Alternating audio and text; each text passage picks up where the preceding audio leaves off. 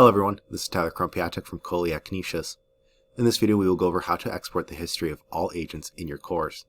This can be useful to have for your personal records.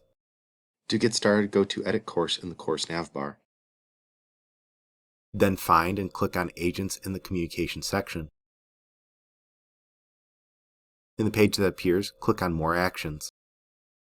In the menu that appears, click on Export Agent History. In the page that appears, you'll have a drop-down menu. By default, it will have selected All. However, if you click on it, you can select individual agents if needed.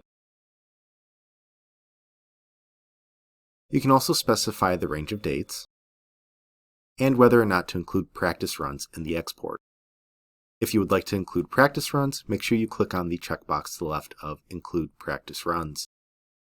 Then click on the blue Export button to start the process.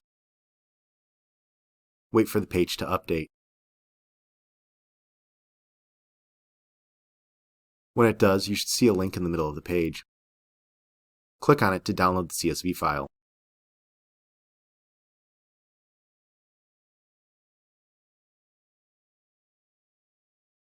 Opening it up, we can see some information on the course, which is known as an org unit in D2L.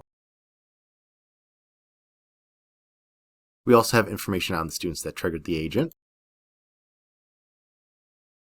information on the agent itself, and whether or not an action was taken. A few things should be noted as well.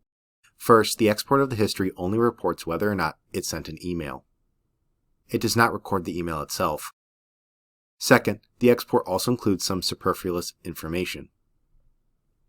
Any column after Action Email Sent should be ignored.